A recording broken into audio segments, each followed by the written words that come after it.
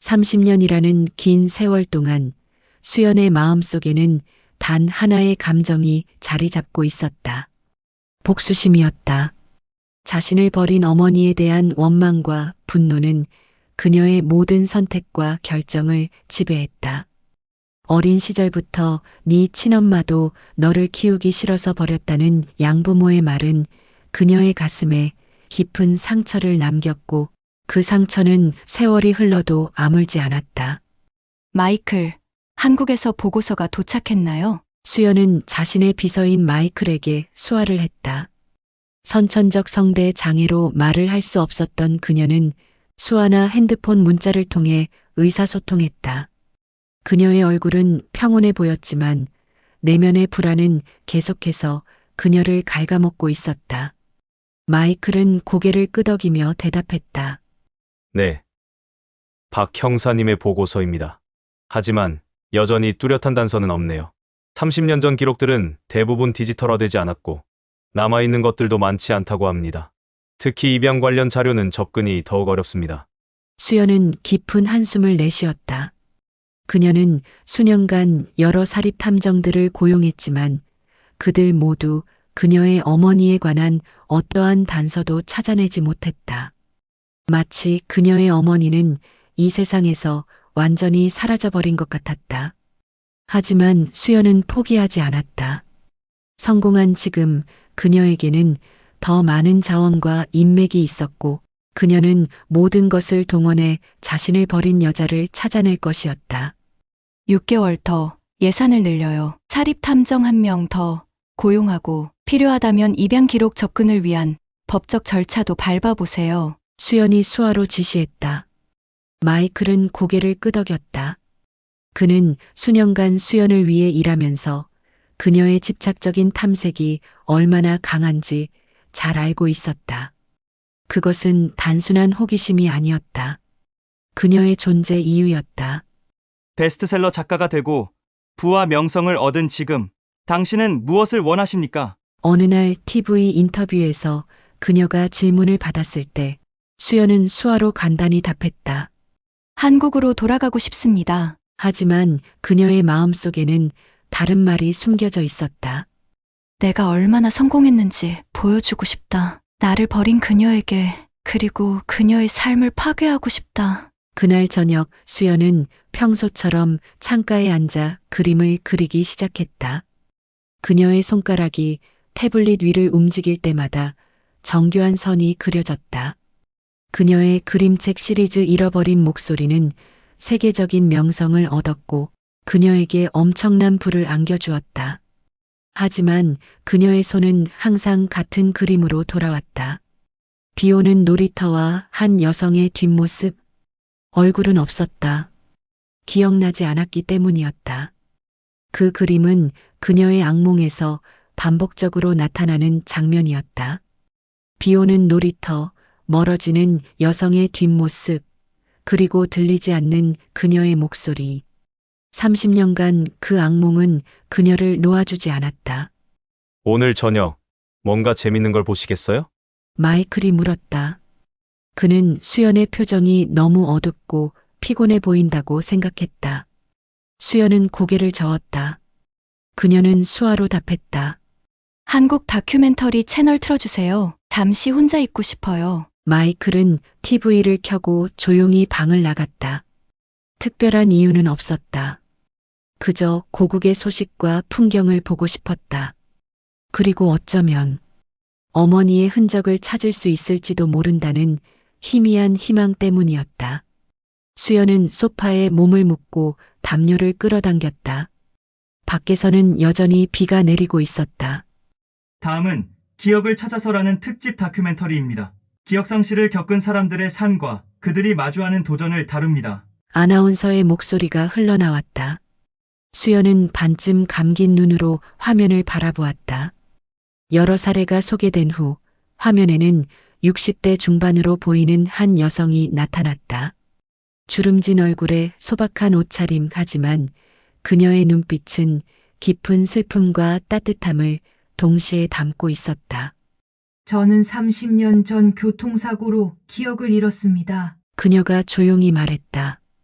사고 이전의 일들은 거의 기억나지 않아요. 제가 누구였는지, 무엇을 했는지, 하지만 항상 무언가를 잃어버린 것 같은 느낌이 들어요. 너무나 소중한 것을 잃어버린 것 같은, 가끔은 어떤 얼굴이 꿈에 나타나지만 깨고 나면 기억나지 않아요.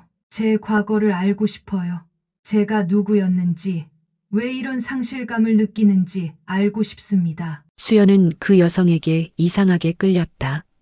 그녀의 눈빛에서 무언가 익숙한 것이 느껴졌다. 그녀의 이름은 윤지혜. 현재는 구립도서관 청소부로 일하며 청각장애인 복지센터에서 자원봉사를 한다고 했다. 윤지혜 씨는 서울 외곽의 작은 원룸에서 혼자 살고 있습니다. 매달 적은 수입에도 불구하고 실종 아동 찾기 센터에 기부를 하고 있습니다. 왜 그러는지 물었을 때 그녀는 자신도 이유를 모르겠다고 답했습니다. 나레이터의 목소리가 들려왔다. 그냥 그렇게 해야 할 것 같은 마음이 들어요. 누군가를 찾고 있는 사람들의 마음이 이해가 돼요. 비록 제가 누구를 잃어버린 건지 아닌지 아무것도 기억나지 않지만 윤지혜의 목소리가 떨렸다. 다음 장면에서 윤지혜는 청각장애 아이들에게 동화책을 수화로 들려주고 있었다. 그녀의 손놀림은 유창했고 표정은 너무나 다정했다. 아이들은 그녀의 이야기에 완전히 빠져들어 있었다. 윤지혜 씨는 자신이 왜 수화를 할 수 있는지 기억하지 못하지만 전문가급 실력을 보유하고 있습니다. 특히 말을 못하는 아이들에게 특별한 애정을 보이고 있고 아이들은 그녀를 지혜 엄마라고 부릅니다. 의사들은 그녀의 수화 능력이 신체적 기억으로 남아있는 것으로 추측합니다. 수연의 심장이 갑자기 빠르게 뛰기 시작했다. 화면을 일시 정지시켰다. 윤지혜가 사랑이라는 단어를 표현하는 방식이 일반적인 수화와 달랐다. 그것은 완전히 특별한 동작이었다. 그리고 그 동작은 수연이 어릴 적 기억하는 특별한 수화 동작과 정확히 일치했다. 그 특별한 사랑의 표현 방식은 교과서에 없는 누군가 특별히 만든 것이었다. 저 수아, 수연은 숨을 가쁘게 내쉬었고 손이 떨리기 시작했다. 그녀는 자신도 모르게 동일한 동작으로 사랑이라는 단어를 수화로 따라했다. 그것은 마치 몸이 기억하는 동작이었다. 어린 시절 누군가가 그녀에게 가르쳐준 특별한 표현이었다. 그녀는 떨리는 손으로 핸드폰 문자를 보냈다. 마이클에게 보내는 문자였다. 그녀의 손가락은 너무 떨려서 제대로 타이핑하기 어려웠다. 지금 당장 한국행 비행기를 예약해주세요. 가장 빠른 편으로. 마이클은 문자를 본 후 곧바로 수연의 방에 들어왔고 수연의 얼굴에 나타난 변화를 보고 놀랐다. 그녀의 얼굴은 창백했고 눈은 충혈되어 있었다.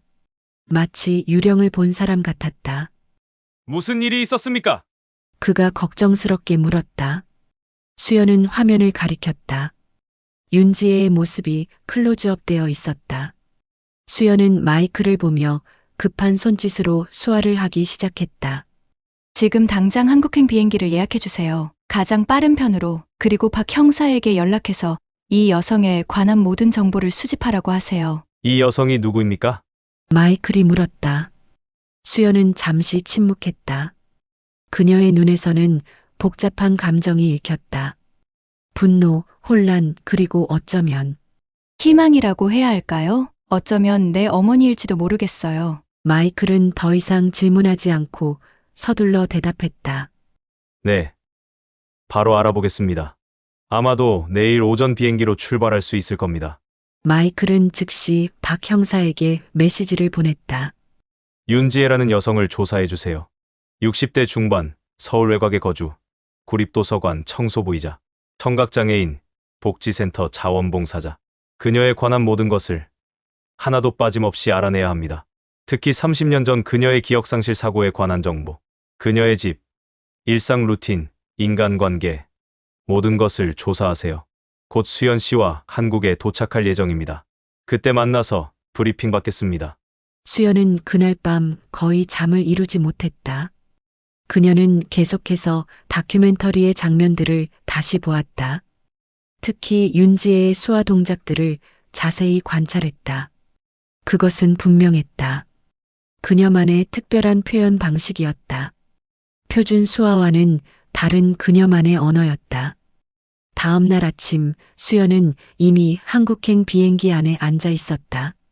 창밖으로 구름을 바라보며 그녀는 30년 동안 계획했던 복수의 순간이 드디어 가까워졌다고 생각했다.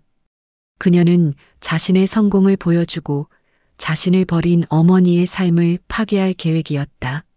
마이클이 준비한 서류 가방에는 수연의 모든 성공과 재산을 증명하는 자료들이 들어 있었다. 베스트셀러 작가, 억만장자, 자선사업가. 그녀는 모든 것을 가지고 있었다. 그녀를 버린 여자에게 자신이 얼마나 성공했는지 보여주기에 충분했다. 하지만 그녀는 이 여정이 그녀가 상상했던 것과는 전혀 다른 방향으로 흘러갈 것이라는 사실을 알지 못했다. 비행기 좌석에 앉아 창밖을 바라보던 서연의 기억은 30년 전으로 거슬러 올라갔다. 그녀가 처음 미국 땅을 밟던 날 공항에 마중 나온 로버트와 캐롤의 얼굴이 선명했다. 화려한 정장을 입고 완벽한 미소를 짓고 있던 그들의 표정은 집에 도착하자마자 차갑게 변했다. 5살이었던 서연은 어린 나이에 이미 예감했다. 이 집에서 진정한 사랑을 찾을 수 없을 것이라는 것을. 왜 말 못하는 아이를 데려온 거야? 난 분명 건강한 아이를 원한다고 했어. 첫날 밤 서연은 로버트의 분노에 찬 목소리를 들었다. 말 못하는 아이니까 우리가 데려와야죠. 그래야 우리가 더 따뜻한 가정으로 보이지 않겠어요? 입양한다고 할 때는 신경도 안 쓰더니 이제 와서 왜 이래요? 그리고 이제 와서 어떻게 돌려보내요? 캐롤이 대답했다. 서연은 말을 할 수 없었지만 모든 것을 이해했다. 귀가 들렸고 머리도 명석했다. 다만 선천적 성대 장애로 소리를 낼 수 없었을 뿐이었다. 서연을 입양한 부부는 부유층 사교계에서 완벽한 가정을 보여주길 원했고 그 수단으로 서연을 이용한 것이었다. 하지만 양부모에게 그녀의 장애는 시간이 지날수록 수치스럽게 느껴졌다. 로버트와 캐롤은 친구들이나 사업 파트너들이 집에 오면 서연을 다락방에 가두었다. 손님이 오시니까 위층에 있어라. 내려오지 마. 캐롤은 항상 그렇게 말했다. 서연은 작은 다락방 창문으로 환하게 빛나는 저택과 웃음소리를 들었다. 그녀는 그 안에 없는 존재였다. 학교 생활은 더 가혹했다. 말 못하는 차이니즈라는 별명이 그녀를 따라다녔다. 아이들은 서연을 둘러싸고 놀렸다. 그녀는 수화로 대답하려 했지만 아무도 그것을 이해하지 못했다. 그저 이상한 손짓으로 취급될 뿐이었다. 양부모는 그녀에게 수화 통역사를 제공하지 않았다. 그런 것에 돈 쓸 필요 없어. 네가 알아서 적응해. 로버트는 차갑게 말했다. 서연은 작은 노트에 글을 써서 의사소통했지만 그것마저도 선생님들은 번거롭게 여겼다. 10살이 되던 해 서연은 우연히 학교 도서관에서 위안을 찾았다. 그곳에서 그녀는 글쓰기와 그림에 놀라운 재능이 있음을 발견했다. 말이 없는 그녀에게 종이와 펜은 자유롭게 표현할 수 있는 유일한 도구였다. 그녀는 이야기를 쓰고 그림을 그리며 내면의 세계에 몰입했다. 하지만 이상하게도 그녀가 그리는 그림에는 항상 같은 장면이 등장했다. 비 오는 놀이터와 한 여성의 뒷모습. 그녀는 그 여성의 얼굴을 그리려 했지만 아무리 노력해도 떠올릴 수 없었다. 그 얼굴은 그녀의 기억 속에서 지워져 있었다. 그녀는 자신이 왜 놀이터를 그리는지, 한 여성의 뒷모습을 그리려는지 알 수 없었다. 무언가 자신이 겪은 일을 그리는 것 같다고는 생각했지만 그날의 기억은 떠오르지 않았다. 이게 뭐니? 어느 날 그림을 발견한 캐롤이 물었다. 서연은 노트에 썼다. 제 꿈에 나오는 장소예요. 매일 밤 꾸는 꿈이에요. 비 오는 놀이터에서 어떤 여자가 저를 두고 가요. 캐롤은 비웃었다. 네 친엄마겠지. 너를 버리고 간 여자. 네가 말 못한다는 걸 알고 버렸을 거야. 그 말은 서연의 가슴에 깊은 상처를 남겼다. 그리고 양부모는 기회가 있을 때마다 그 상처를 후벼 팠다. 네 친엄마도 너를 키우기 싫어서 버렸다. 넌 태어날 때부터 문제가 있는 아이였다. 우리가 자선심에 너를 데려온 거다. 서연은 그 말을 계속 듣게 되며 그게 사실이라고 믿게 되었다.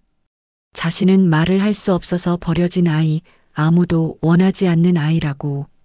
그 신념은 그녀의 가슴 깊숙이 뿌리를 내렸다. 악몽은 계속되었다. 10년, 20년, 30년. 항상 같은 장면이었다. 비 오는 놀이터, 멀어지는 여성의 뒷모습, 그리고 소리 없이 울부짖는 자신의 모습. 그녀는 매번 식은땀을 흘리며 깨어났다. 18살이 되자 서연은 더 이상 그 집에 머물 수 없었다. 대학 진학을 앞두고 그녀는 집을 나왔다. 캐롤과 로버트는 그저 어깨를 으쓱했다. 네가 밖에서 어떻게 살아남을지 보자. 그들의 마지막 인사였다. 서연은 3가지 아르바이트를 하며 대학을 다녔다. 아침에는 카페에서 일했고 오후에는 도서관에서, 밤에는 호텔 청소부로 일했다. 모든 시간을 쪼개어 일하고 공부했다. 그 와중에도 그녀는 글을 썼다. 그녀는 말 못하는 주인공이 세상과 소통하는 방식에 대한 소설을 썼다. 대학 3년 차 그녀의 첫 소설 침묵의 언어는 유명한 문학상을 수상했다. 심사위원들은 놀라운 감성과 깊이 있는 통찰력을 칭찬했다. 그것은 서연의 인생을 바꾸는 전환점이 되었다. 30대에 들어서면서 서연은 베스트셀러 작가가 되었다. 그녀의 그림책 시리즈 잃어버린 목소리는 전 세계적으로 사랑받았다. 말없는 주인공이 자신만의 방식으로 세상과 소통하는 이야기는 많은 이들의 마음을 울렸다. 서연은 세계적인 명성과 부를 얻었다. 외적으로는 완벽해 보였다. 뉴욕의 화려한 펜트하우스, 세계를 돌아다니는 북투어, 유명 인사들과의 교류. 하지만 그녀의 내면에는 여전히 그 악몽이 자리 잡고 있었다. 그녀는 항상 한국으로 돌아가 자신을 버린 여자를 찾아야 한다는 강박에 시달렸다. 그것은 그녀가 해결해야 할 유일한 숙제였다. 마이클, 나는 엄마를 반드시 찾을 거예요. 어느 날 서연은 개인 비서이자 통역사인 마이클에게 말했다. 내가 얼마나 성공했는지 보여주고 그녀의 삶을 파괴할 거예요. 그녀가 나를 버린 것처럼 나도 그녀를 버릴 거예요. 마이클은 서연의 눈에서 읽은 분노와 결심에 놀랐다. 그녀는 내 인생을 망쳤어요. 이제 내 차례예요. 그녀의 복수심은 성공을 이룬 원동력이었다. 버림받은 아이에서 세계적인 작가가 되기까지 그녀는 매일 자신을 버린 어머니에게 증명하기 위해 살았다. 봐, 난 말하지 못해도 이렇게 성공했어. 당신이 버린 아이가 얼마나 대단해졌는지 보여줄게. 하지만 그 증명의 순간이 다가올수록 서연의 마음속에는 이상한 불안감이 자리 잡았다. 무엇이 그녀를 기다리고 있을까? 복수는 정말 그녀가 원하는 것일까? 그녀는 그런 생각을 떨쳐버렸다. 30년을 기다렸다. 이제 뒤돌아볼 수 없었다. 비행기가 서서히 하강하기 시작했다. 기내 안내방송이 들렸다. 잠시 후 우리 비행기 인천국제공항에 도착하겠습니다. 서연은 창밖을 바라보았다. 저 아래 어딘가에 그녀의 어머니가 기다리고 있을 것이다. 서연은 호텔 창문으로 내리는 비를 바라보았다. 한국의 비는 뉴욕의 비와 달랐다. 더 촘촘하고 더 의미 있게 느껴졌다. 그녀는 마이클에게 고개를 돌려 수화를 했다. 준비는 다 됐나요? 마이클은 고개를 끄덕이며 답했다. 네. 모든 것이 준비되었습니다. 박 형사가 보낸 윤지에 관한 모든 정보가 이 파일에 있습니다. 그리고 청각장애인복지센터 이사장과의 미팅도 오후 3시로 확정되었습니다. 서연은 파일을 열어 다시 한번 내용을 살펴보았다. 윤지혜, 65세, 서울 외곽 원룸 거주, 구립도서관 청소부, 청각장애인 복지센터 자원봉사자. 30년 전 교통사고로 기억상실. 그 이전의 기록은 거의 없었다.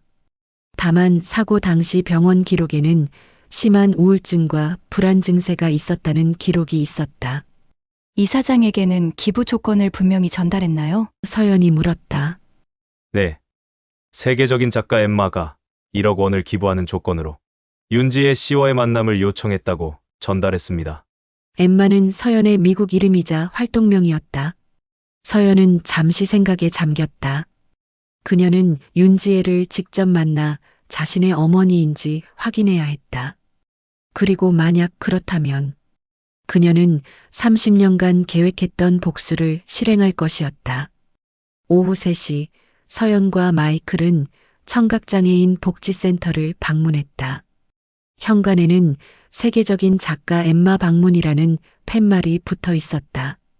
이사장은 문 앞에서 그들을 맞이했다.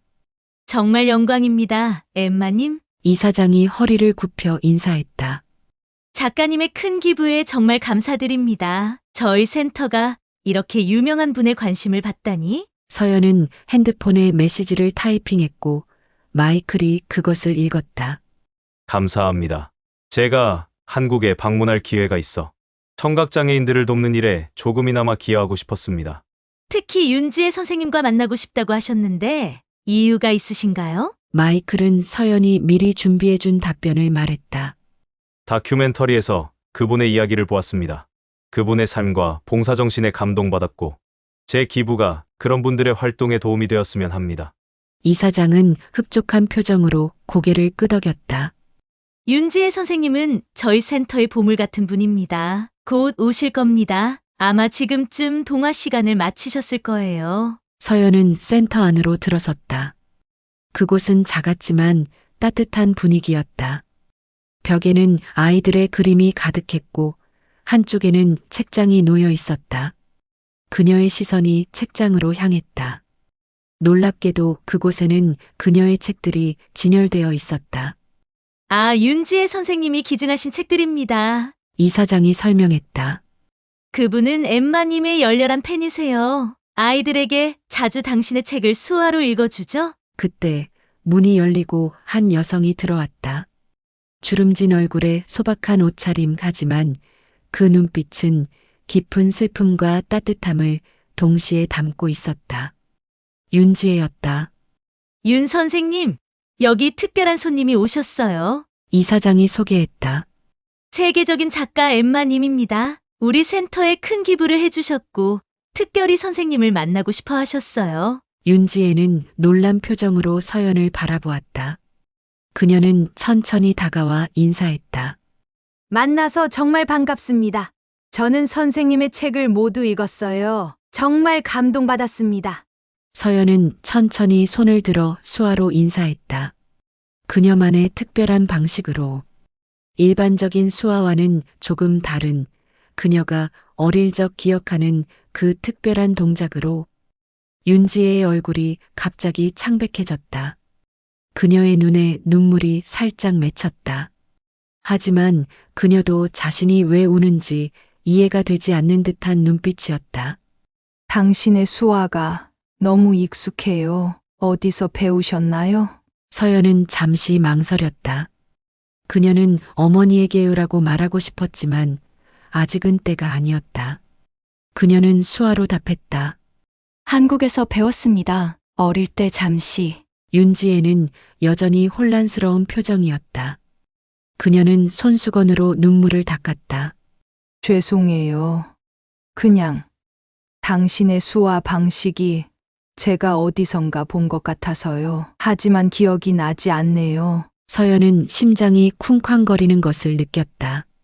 30년이라는 세월이 그들 사이에 놓여 있었다.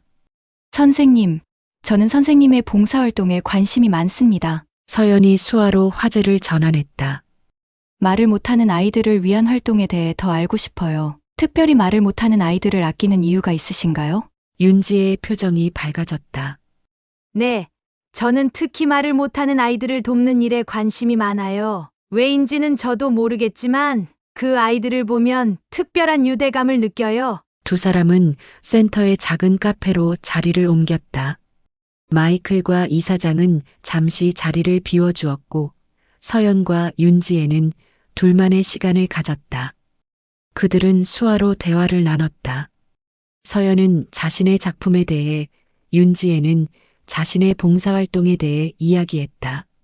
하지만 윤지혜는 여전히 그녀를 딸로 알아보지 못한 듯 보였다. 서연은 의도적으로 그들의 대화에 딸이나 가족이라는 단어를 끼워 넣었지만 윤지혜는 그저 일반적인 대화로 받아들였다. 가족이 있으세요? 서연이 물었다. 윤지혜는 고개를 저었다. 아니요. 혼자예요.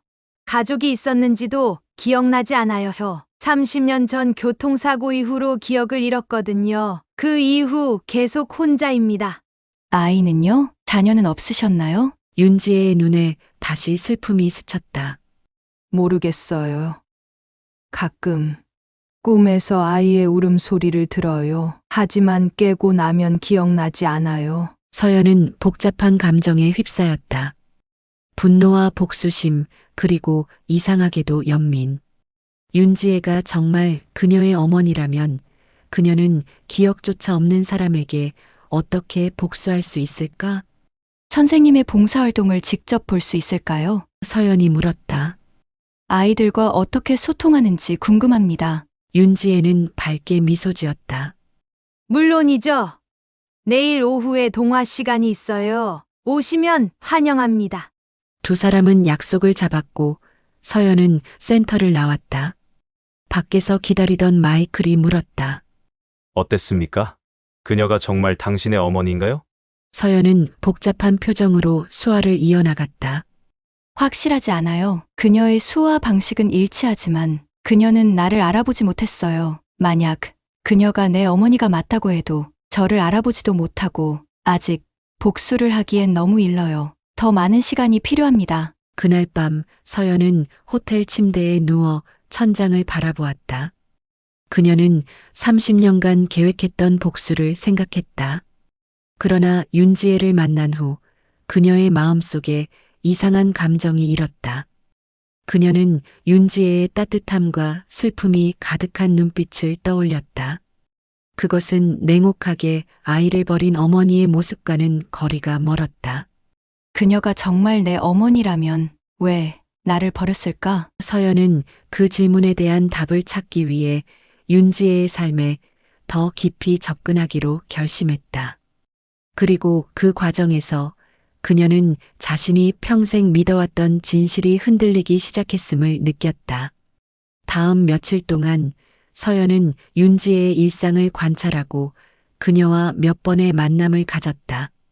처음에는 단순히 그녀가 정말 자신의 어머니인지, 어머니가 맞다면 어떻게 복수를 해야 하는지 확인하기 위한 행동이었지만 점차 서연의 마음속에 묘한 감정이 자리 잡기 시작했다. 오늘도 그녀를 지켜보셨나요? 정말 그녀가 당신의 어머니라고 생각하십니까? 마이클이 물었다.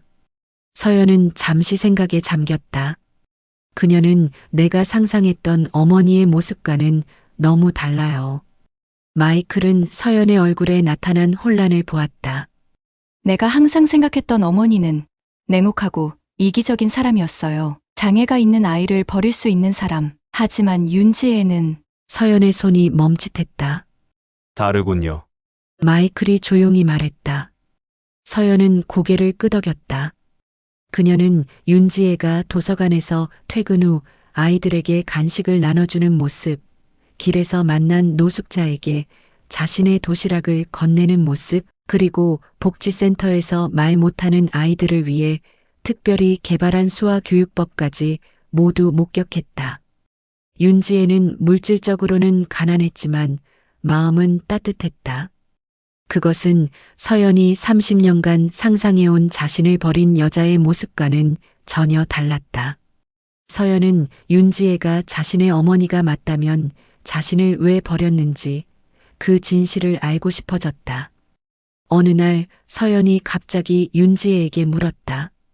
선생님의 집에 한번 초대해 주실 수 있을까요? 제 다음 책에 영감을 얻고 싶어요. 윤지혜는 잠시 놀란 듯했지만 곧 미소를 지었다. 물론이죠. 하지만 제 집은 아주 소박해요. 실망하실 수도 있어요. 다음 날 서연은 윤지혜의 작은 원룸을 방문했다. 마이클은 차 안에서 기다리며 서연 혼자 윤지혜를 만났다. 원룸은 정말 소박했다. 10평 남짓한 공간에 필요한 가구만 놓여 있었다. 하지만 깨끗하고 정돈되어 있었다. 서연의 시선이 벽으로 향했다. 그곳에는 그녀의 책들이 진열되어 있었고 그녀의 인터뷰 기사들이 스크랩되어 붙어 있었다. 마치 오랫동안 그녀를 팔로우해온 열렬한 팬의 벽 같았다. 죄송해요. 좀 부끄럽네요. 윤지혜가 당황한 듯 말했다. 선생님의 팬이라서 책이 나올 때마다 사서 읽었어요. 그래서 선생님이 제 방에 온 것도 꿈만 같아요. 서연은 더 가까이 다가가 벽을 살펴보았다. 그리고 놀라운 것을 발견했다. 5년 전 뉴욕에서 열린 그녀의 책 사인회 사진이 있었고 그 사진 속에는 윤지혜가 있었다. 줄을 서서 기다리는 사람들 중 하나로. 서연이 사진을 가리켰다. 윤지혜는 부끄러운 듯 웃었다. 네. 5년 전에 뉴욕에 갔었어요. 15년 동안 모은 돈으로 선생님의 사인회에 참석하기 위해서요. 그때 선생님을 직접 뵙고 싶었지만 막상 앞에 서니 너무 긴장돼서 아무 말도 못했어요. 그저 책의 사인만 받고 돌아왔죠. 서연은 충격을 받았다. 자신이 5년 전에 이미 윤지혜를 만났다는 사실이 믿기지 않았다. 하지만 당시에는 그저 수많은 팬 중 한 명으로 생각했을 뿐이었다. 왜 그렇게 저를 좋아하시는 건가요? 서연이 수화로 물었다. 윤지혜는 잠시 생각에 잠겼다. 선생님의 첫 책, 잃어버린 목소리를 읽었을 때 이상하게 가슴이 아팠어요. 마치 제 이야기 같았죠. 특히 비 오는 놀이터 장면, 그곳이 제가 매주 토요일 찾아가는 놀이터의 모습과 똑같았어요. 그때부터 선생님의 모든 책을 읽게 됐고 언젠가는 꼭 만나보고 싶다고 생각했어요. 서연은 자신의 심장이 빠르게 뛰는 것을 느꼈다. 비 오는 놀이터. 윤지혜와 그녀 사이에는 무언가 깊은 연결고리가 있었다. 혹시 그 놀이터 어디인지 알 수 있을까요? 윤지혜는 서연의 물음에 웃으며 위치를 알려줬다. 수연은 이어서 수화로 다른 이야기를 이어갔다. 선생님은 실종 아동 찾기 센터에 매달 기부하신다고 들었어요. 왜 그러시는지 여쭤봐도 될까요? 윤지혜의 눈에 슬픔이 어렸다. 글쎄요. 저도 정확히 모르겠어요. 그냥 그렇게 해야 할 것 같은 느낌이 들어요. 마치 제가 찾아야 할 누군가가 있는 것 같은. 하지만 누구인지는 기억나지 않아요. 그 말을 들으며 서연의 복수 계획은 점점 흐려지기 시작했다. 혹시 자신의 기억이 잘못된 것은 아닐까? 양부모가 말한 내 친엄마가 너를 버렸다는 말이 진실이 아닐 수도 있지 않을까? 윤지혜의 집을 나온 후 서연은 호텔로 돌아왔다. 그녀는 창가에 앉아 비 내리는 서울의 밤거리를 바라보았다. 어떠셨습니까? 마이클이 물었다. 서연은 한참 동안 아무 말도 하지 않았다. 그녀의 마음속에는 혼란스러운 감정들이 뒤엉켜 있었다. 분노와 복수심, 그리고 새롭게 피어나는 연민과 의심. 만약 윤지혜가 나를 버린 게 아니라면 서연이 고개를 돌려 마이클에게 수화를 했다. 마이클은 잠시 생각에 잠겼다. 당신의 양부모가 말한 것이 진실이 아닐 수도 있죠. 그들은 당신에게 좋은 부모가 아니었으니까요. 서연은 고개를 끄덕였다. 그녀는 평생 양부모의 말을 진실이라고 믿어왔다. 그 말이 그녀의 정체성을 형성했고 그녀를 성공을 향해 밀어붙였다. 하지만 이제 그 진실이 흔들리고 있었다. 윤지혜의 과거에 대해 그리고 내 입양에 대해 더 알아봐야 해요. 그녀는 복수 계획을 잠시 미루고 진실을 찾는 데 집중하기로 했다. 어느 비 오는 토요일 서연은 윤지혜가 자주 간다는 놀이터를 가기 위해 호텔을 나섰다. 택시를 타고 서울 외곽의 오래된 주택가로 향했다.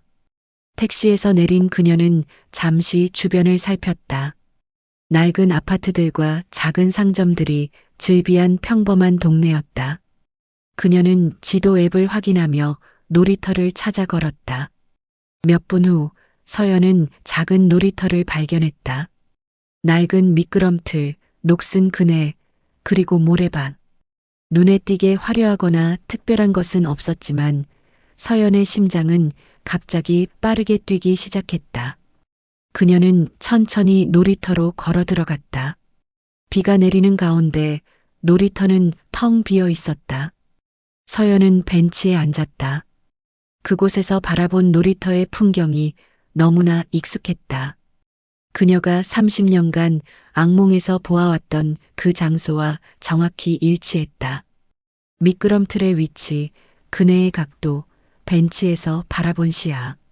모든 것이 일치했다. 그녀는 자신의 태블릿을 꺼내 그동안 그렸던 놀이터 그림들을 하나씩 확인했다. 그리고 눈앞의 실제 놀이터와 비교했다. 의심의 여지가 없었다. 그것은 정확히 같은 장소였다. 어떻게 이런 일이... 서연은 놀라움을 감출 수 없었다. 그녀는 자신이 한 번도 방문한 적 없는 이 놀이터를 어떻게 30년간 그려올 수 있었을까? 만약 그녀의 기억이 맞다면 이곳은 그녀가 한국에서 겪은 마지막 기억의 장소였다.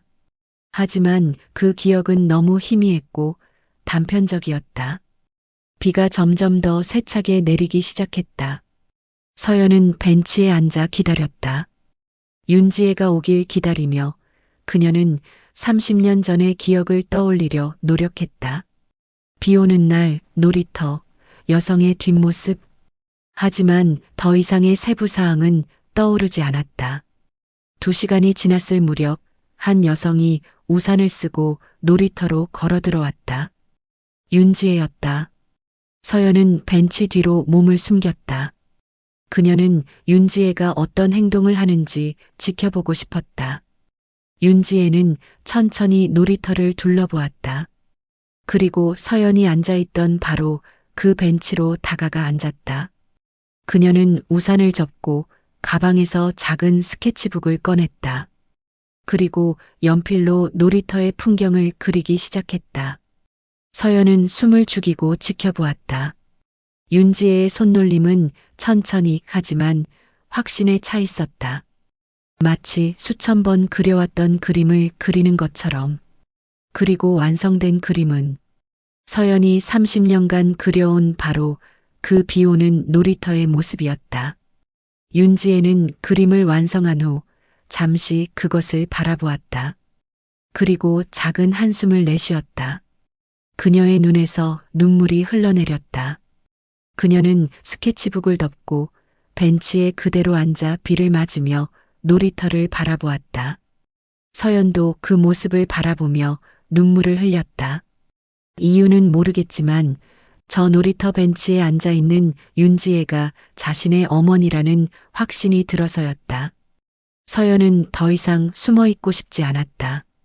그녀는 일어서 천천히 윤지혜를 바라보며 걷기 시작했다. 그 순간 윤지혜는 놀란 표정으로 그녀를 바라보았다. 그녀의 눈에는 아직도 눈물이 고여 있었다. 서연의 심장이 빠르게 뛰었다. 그리고 그녀는 용기를 내어 특별한 수화 동작을 만들었다. 그것은 엄마라는 단어였다. 하지만 일반적인 수화가 아니었다. 그것은 오직 그녀와 윤지혜만이 알고 있는 특별한 방식의 수화였다. 윤지혜의 얼굴이 순간적으로 굳었다. 그녀의 눈이 커지고 입이 살짝 벌어졌다. 그녀는 마치 유령을 본 사람처럼 창백해졌다. 그 수아... 윤지혜의 목소리가 떨렸다. 서연은 계속해서 수화를 이어나갔다. 당신이 저에게 가르쳐준 특별한 수화예요. 어머니. 윤지혜는 움직일 수 없는 듯 그 자리에 얼어붙었다. 그녀의 눈에서는 눈물이 흘러내렸다. 그녀는 입을 열어 무언가 말하려 했지만 갑자기 머리를 움켜쥐었다. 윤지혜가 신음했다. 머리가 너무 아파요. 그녀의 얼굴이 고통으로 일그러졌다. 그녀는 양손으로 머리를 감싸 안았다. 윤지혜는 몸을 앞으로 숙이며 계속해서 신음했다. 서연은 놀라서 윤지혜에게 다가갔다. 그녀는 윤지혜의 어깨를 붙잡았지만 윤지혜는 계속해서 고통스러워했다. 서연아, 윤지혜가 말했다. 그리고 그 순간 그녀의 몸이 힘없이 무너지기 시작했다. 서연은 재빨리 윤지혜를 붙잡았다. 하지만 윤지혜는 이미 의식을 잃었다. 서연은 공포에 질려 주변을 둘러보았다. 비가 내리는 놀이터에는 아무도 없었다. 급히 핸드폰을 꺼내 마이클에게 연락했다. 몇 분 후 마이클이 차를 몰고 도착했다. 그들은 윤지혜를 차에 태우고 가장 가까운 병원으로 향했다. 서연은 윤지혜의 손을 꼭 잡고 있었다. 서연의 눈에서는 눈물이 흘러내렸다. 그녀는 윤지혜의 손을 더 꼭 잡았다. 30년 동안 그녀는 어머니를 원망했다. 하지만 지금 그녀는 단지 어머니가 괜찮기를 바랄 뿐이었다. 병원에 도착하자 의료진이 재빨리 윤지혜를 응급실로 데려갔다. 서연은 대기실에서 불안하게 기다렸다. 마이클이 그녀 옆에 앉았다. 무슨 일이 있었던 거죠? 마이클이 물었다. 서연은 수화로 설명했다. 그녀에게 진실을 말했어요. 그러자 그녀가 충격을 받고 쓰러졌어요. 마이클은 걱정스러운 표정을 지었다. 기억상실 환자가 갑자기 기억을 되찾으면 심리적 충격이 클 수 있습니다. 특히 그 기억이 외상과 관련되어 있다면. 서연은 불안하게 고개를 끄덕였다. 그녀는 윤지혜가 무사하기만을 바랐다. 복수심은 완전히 사라졌고 대신 깊은 걱정과 후회가 그 자리를 채웠다. 1시간 후 의사가 대기실로 왔다. 윤지혜 씨의 가족분이신가요? 서연은 천천히 일어났다. 그녀는 핸드폰에 메시지를 적었고 마이클이 대신 대답했다. 네. 그녀가 딸입니다. 의사는 잠시 놀란 표정을 지었지만 곧 전문가적인 태도로 돌아왔다.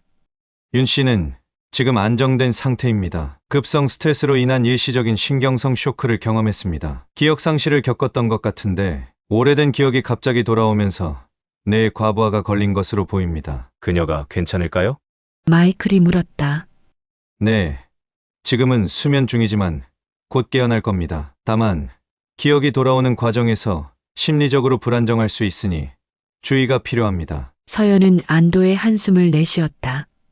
그녀는 윤지혜의 병실로 안내받았다. 병실에 들어서자 침대에 누워있는 윤지혜의 모습이 보였다. 그녀는 평화롭게 잠들어 있었지만 얼굴에는 여전히 긴장의 흔적이 남아 있었다. 서연은 조용히 윤지혜의 침대 옆 의자에 앉았다. 그리고 그녀의 손을 잡았다. 30년이라는 긴 세월 동안 그녀는 이 순간을 상상해왔다. 어머니와 다시 만나는 순간. 하지만 그녀가 상상했던 복수의 순간은 이제 사라졌고 대신 어머니가 무사하길 바라는 마음뿐이었다. 서연은 마음속으로 기도했다. 그리고 기다렸다. 윤지혜가 무사히 깨어나기를. 저녁이 되자 윤지혜의 손가락이 미세하게 움직이기 시작했다. 서연은 그 작은 움직임을 놓치지 않았다. 그녀는 윤지혜의 손을 더 꼭 잡았다. 윤지혜의 눈꺼풀이 천천히 떨리더니 마침내 눈을 떴다. 윤지혜는 처음에는 혼란스러워 보였다. 그녀는 천장을 응시하다가 천천히 고개를 돌려 서연을 바라보았다. 그 순간 그녀의 눈에 무언가가 변했다. 그것은 인식의 불꽃이었다. 서연은 수화를 시작했다. 기억나세요? 윤지혜의 눈에는 눈물이 고였다. 그녀는 천천히 손을 들어 서연의 얼굴을 만졌다. 서연은 심장이 터질 것 같았다. 그녀는 다시 한번 깊은 숨을 들이마시고 용기를 내어 수화를 이어갔다. 저는 당신의 딸 서연입니다. 윤지혜는 고개를 끄덕였다. 이번에는 충격과 혼란보다는 깊은 감정이 그녀의 얼굴에 드러났다. 이제 조금씩 기억이 나. 그녀의 목소리는 떨렸지만 확신에 차 있었다. 윤지혜의 눈에서 눈물이 흘러내렸다. 서연도 눈물을 참을 수 없었다. 30년 동안 이 순간을 기다려왔다. 하지만 그녀가 상상했던 분노와 복수의 순간이 아니라 깊은 감정과 이해의 순간이었다. 윤지혜가 조용히 말했다. 서연아, 나는 너를 버린 게 아니야. 서연은 더 강하게 눈물을 흘렸다. 기억이 돌아오자마자 처음 한 말이 나를 버린 게 아니라니. 그럼 대체 무슨 일이 있었던 걸까? 윤지혜의 얼굴이 고통으로 일그러졌다. 너무 많은 감정이 그녀를 압도했다. 괜찮아요. 천천히 말씀하세요. 서연이 차분한 수화로 그녀를 진정시켰다. 윤지혜는 깊은 숨을 내쉬었다. 그리곤 고통스러운 얼굴로 과거를 더듬기 시작했다. 난 고아원에서 자랐어. 부모님에 대한 기억이 없었지. 18살이 되어 고아원을 나왔고 식당에서 일하면서 혼자 살았어. 서연은 고개를 끄덕이며 윤지혜의 이야기에 집중했다. 그녀는 지금 자신의 뿌리 그리고 진실을 알게 될 참이었다. 23살 때 한 남자를 만났어. 내 아버지. 윤지혜의 눈빛이 흐려졌다. 그는 건설 현장에서 일하는 일용직 노동자였어. 우리는 사랑에 빠졌고 결혼했지. 그리고 얼마 지나지 않아 내가 임신했다는 걸 알게 됐어. 윤지혜는 잠시 말을 멈추고 깊은 숨을 내쉬었다. 과거의 기억은 아직도 그녀에게 아픔으로 남아 있었다. 내가 태어났을 때 그는 기뻐했어. 하지만 책임감은 그에게 너무 무거웠나 봐. 내가 태어난 지 한 달 만에 그는 사라졌어. 집에 남긴 메모에는 미안하다는 한 마디뿐이었지. 서연의 눈에 눈물이 고였다. 그녀는 수화로 답했다. 제가 말을 못한다는 이유로 떠난 건가요? 윤지혜는 강하게 고개를 저었다. 아니, 절대 그런 게 아니야. 내 문제는 태어날 때부터 있었지만 그건 문제가 아니었어. 그는 단지 책임감에서 도망친 거야. 아이를 키우는 일, 가족을 부양하는 일이 그에게는 너무 버거웠던 거지. 윤지혜의 눈에서 눈물이 흘러내렸다. 나는 혼자서 너를 키웠어. 여러 가지 일을 했지. 식당에서 일하고, 밤에는 청소 아르바이트를 했어. 그리고 낮에는 너를 돌봤고. 서연은 자신이 알고 있던 과거와 완전히 다른 이야기에 충격을 받았다. 그녀가 버려진 아이가 아니라 오히려 어머니가 그녀를 위해 모든 것을 희생했다는 사실. 내가 말을 하지 못한다는 걸 알게 됐을 때 나는 특별한 수화를 개발하기 시작했어. 윤지혜가 계속해서 말했다. 표준 수화를 배우면서 동시에 우리만의 특별한 표현들을 만들었지. 특히 사랑해, 엄마, 내 딸 같은 단어들은 우리만의 방식으로 표현했어. 서연은 어릴 적 기억의 파편들이 떠오르는 것을 느꼈다. 어머니와 함께 수화를 연습하던 순간들, 웃음소리, 따뜻한 포옹. 그리고 그날이 왔어. 윤지혜의 목소리가 떨렸다.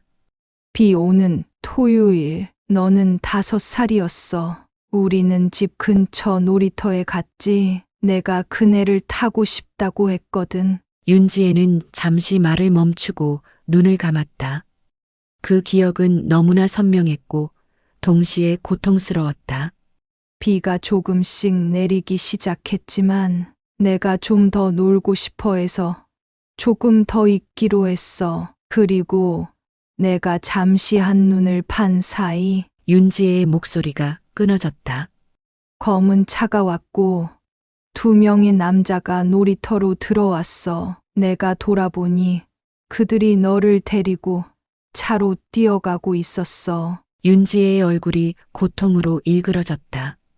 나는 소리를 지르며 뛰어갔지만 그들은 너를 차에 태우고 달아났어. 너는 울면서 내 이름을 불렀지만 소리가 나오지 않았어. 내 입 모양만으로 엄마라고 부르는 걸 볼 수 있었어. 서연은 충격에 빠졌다.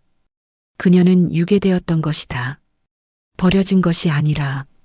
그리고 그 기억이 너무 충격적이어서 그녀의 어린 마음에서 지워진 것이었다. 나는 즉시 경찰에 신고했어. 하지만 그들은 별로 도움이 되지 않았어. 대부분의 유괴는 몸값을 요구하기 위한 것이니 기다려보자는 말뿐이었지. 윤지혜는 씁쓸하게 웃었다. 그리고 정말로 그날 밤 전화가 왔어. 그들은 5천만 원을 요구했지. 내게는 너무나 큰 금액이었지만 나는 모든 것을 팔았어. 우리의 작은 집, 가지고 있던 모든 물건들, 친구들에게 빌리고 심지어 사채까지 썼어. 서연의 눈에서는 눈물이 흘러내렸다. 윤지혜가 그녀를 찾기 위해 모든 것을 포기했다는 사실이 가슴 아팠다. 돈을 준비하는데 일주일이 걸렸어. 그들이 지정한 장소에 돈을 가져갔지만 윤지혜의 목소리가 떨렸다. 아무도 나타나지 않았어. 나중에 알게 된 사실이지만 그들은 이미 너를 미국 입양 브로커에게 넘긴 상태였어. 서연은 자신의 입양 과정이 이렇게 불법적인 것이었다는 사실에 더욱 충격을 받았다. 그녀의 양부모는 알고 있었을까? 아니면 그들도 속았던 것일까? 경찰은 계속해서 수사가 진행 중이라고 했지만 나는 느꼈어. 그들이 포기하고 있다는 걸. 윤지혜의 눈빛이 흐려졌다. 나는 혼자서 너를 찾기 시작했어. 거리마다 내 사진을 붙이고 사람들에게 물어보고 가능한 모든 곳을 찾아다녔어. 윤지혜는 깊은 한숨을 내쉬었다. 그러다가 어느 날 밤 비가 많이 내렸어. 나는 누군가가 너를 봤다는 제보를 받고 서둘러 그곳으로 향했지. 그때 사고가 났어. 차가 미끄러져서 전봇대에 부딪혔어. 그 후의 일은 잘 기억나지 않아. 병원에서 깨어났을 때 나는 내 이름도 과거도 기억하지 못했어. 의사들은 심한 외상과 극심한 스트레스로 인한 기억 상실이라고 했지. 그때 나는 가진 게 없었어. 너를 구하기 위해 집, 전 재산을 팔았어. 그래서 그날 이후 새로운 곳에서 새로운 인생을 살아가게 됐어. 너와의 아픈 기억은 다 잊은 채 어쩌면 너무 삶이 힘들어서 내 기억에서 일부러 지웠는지도 모르겠다. 미안하다, 서연아. 엄마가 너무 미안해. 서연은 윤지혜의 이야기를 들으며 자신의 기억 조각들도 맞춰나가기 시작했다. 그녀가 기억하는 비오는 놀이터, 멀어지는 어머니의 뒷모습. 그것은 어머니가 그녀를 버린 장면이 아니라 그녀가 유괴되는 순간이었다. 하지만 내 몸은 기억하고 있었나 봐. 윤지혜가 작은 목소리로 말했다. 매주 토요일 그 놀이터에 가는 것, 너를 위해 만든 특별한 수화 동작들, 실종 아동 센터에 기부하는 거, 내 영혼은 계속해서 너를 찾고 있었던 거야. 서연도 자신의 몸이 기억하고 있었다는 것을 깨달았다. 그녀가 그림 속에 계속해서 그려왔던 비오는 놀이터와 여성의 뒷모습, 그것은 그녀의 트라우마가 만들어낸 왜곡된 기억이었다. 두 사람은 잠시 침묵 속에 잠겼다. 30년간의 오해와 상처, 그리고 이제 막 밝혀진 진실. 그것은 너무나 많은 감정을 불러일으켰다. 내가 다시 기억을 되찾기 시작한 건 놀이터에서 내가 그 특별한 수아로 엄마라고 불렀을 때부터야. 윤지혜가 마침내 말했다. 내가 정말 내 딸이라는 걸 확신해. 서연은 눈물로 가득 찬 눈으로 고개를 끄덕였다. 그녀도 이제 확신했다. 윤지혜는 그녀의 어머니였고 결코 그녀를 버린 적이 없었다.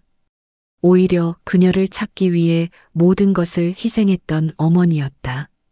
병실에는 잠시 침묵이 흘렀다. 오직 창밖에 내리는 빗소리와 병실 기계의 규칙적인 소리만이 들렸다. 저는 서연이 천천히 수화를 시작했다. 그녀의 손가락이 떨렸다. 저는 당신이 저를 버렸다고 평생 믿었어요. 윤지혜의 눈에서 눈물이 흘러내렸다. 제 양부모는 제가 버려졌다고 말했어요. 그들은 제게 네 친엄마도 너를 키우기 싫어서 버렸다고 반복해서 말했어요. 윤지혜는 고통스러운 표정을 지었다. 그건 사실이 아니야. 나는 내가 세상에서 가장 소중한 존재였어. 윤지혜는 수화로 서연에게 말했다. 너는 내 가장 소중한 보물이었어. 서연의 눈에서도 눈물이 흘러내렸다. 갑자기 유년 시절의 기억이 물밀듯이 밀려왔다. 따뜻한 품에 안겨있던 기억, 윤지혜와 함께 웃던 순간들, 그리고 그들만의 특별한 수화로 대화하던 시간들. 기억해요. 서연이 수화로 말했다. 우리가 함께 그림을 그렸던 것. 엄마가 저에게 동화책을 읽어주던 것. 비 오는 날 우산을 쓰고 놀이터에 갔던 것. 그들의 대화는 계속되었다.